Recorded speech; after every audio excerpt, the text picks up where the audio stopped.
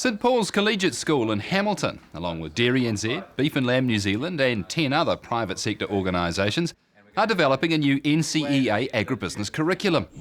The expectation is that more secondary students will go on to agriculture or horticulture-related tertiary study. It's hoped this will begin to address the industry's pressing need for more graduates. A number of our parents who are all involved in the agribusiness sector got together at actually a Young Farmers Regional Day we held here at St Paul's. We started talking about ways of interesting and engaging academic young people into the very many and varied careers that are available in the agribusiness sector. And what happened from that is that we set up an advisory group of these parents of ours from the sector, and we involved other people from around the Waikato with us as a school. And the idea was born to develop a new NCEA curriculum at levels 2 and 3 for the senior high school students in the last 2 years. As you know, we've been talking about adding value to products, and so we've made 2 value-added products, haven't we? We've made some cheese, and we've also done some biltong.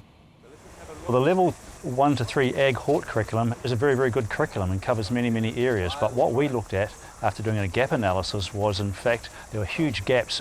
Nothing was being taught to interested and engaged students in some of our major areas. For example, in the agri-science area, there's very little on soil science, on plant science, and very little on food science. So we looked at developing those areas. And then on the kind of the commerce side of things, we looked at farm accounting, glass to gate value chains.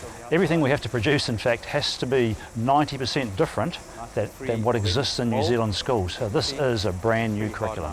So it's ready for waxing, so tomorrow we'll wax it, and then who can remember how long it has to stay waxed for?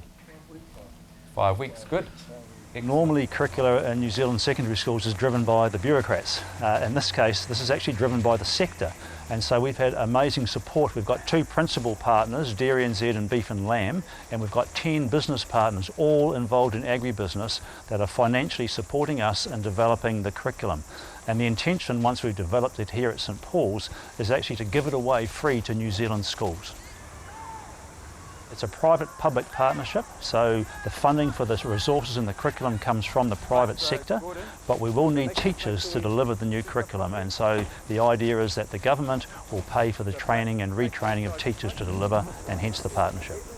So Blake, when we open up, you just give the odd little puff of smoke, okay, from time to time.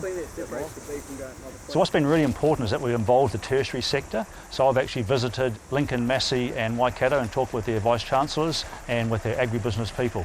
And what we've done is also made sure that our programs tailor into what they are doing. So it's been an interesting kind of an exercise, making sure we meet what the agribusiness sector wants, making sure we meet what the tertiary requirements are, and also trying to fit inside the ministry guidelines, which is the next step for us. Agriculture has been seen in the past, I guess, as a career for the less academic students. What we're trying to do is absolutely change that perception. This is a career, this is a program for top academic students. We have students who have got merit and excellence endorsements at level 1 and 2 coming into our program, and we want to go on to agribusiness tertiary institutions and to fill the graduates that are required by the New Zealand economy. We're going to today look at attributes of wool. So you've got some wool samples in front of you. Without me telling you what are some attributes of wool, have a quick look at them, and what do you think would be some good things that we would want from wool? What we're doing this year is that we are teaching tasters of the new curriculum, and we've built in standards from existing curricula so the students do have some credits for the year. So it's really like an in-between year, but basically the idea is to trial some of our new standards at the same time, make sure the kids get their NCEA credits.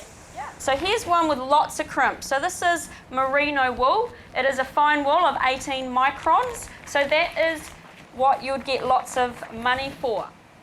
We've been consulting all industries that we can, looking at where they think there are gaps in the current curriculum and what bits need to be filled between secondary and tertiary. So we've talked to people such as Dairy NZ, Beef and Lamb, looking at horticultural sectors, anyone in the primary industry that has some interest in boosting their numbers in their area. Our very fine wool, such as the merino.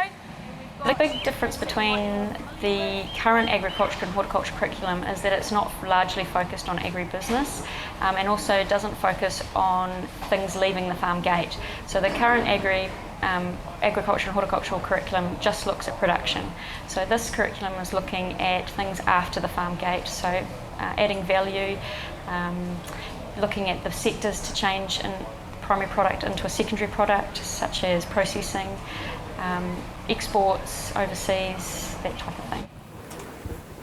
Beekeeping is a multi-million-dollar export industry for New Zealand, so it is really important that they understand how it contributes to New Zealand's economy. Beekeeping has lots of areas in terms that they need to understand, such as the finance and the business side, marketing side of it, getting the added value.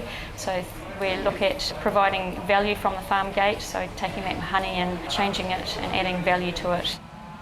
Entry requirements are to take biology or chemistry and or economics and accounting or business studies.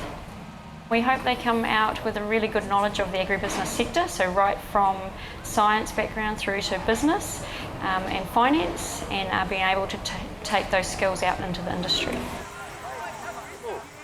This has been an amazing journey for us as a school. Last year, our rudimentary agribusiness program attracted 48 students. I've got 84 students all doing senior chemistry, biology or economics or accounting, and the feedback from our parents and the students and from other schools around the country has been absolutely amazing. We've actually got on board 7 other lead schools from around New Zealand that Dairy NZ and Beef and Lamb helped us select on a regional basis, and they are going to be helping us to teach the curriculum in a draft form next year for us to roll it out the following year.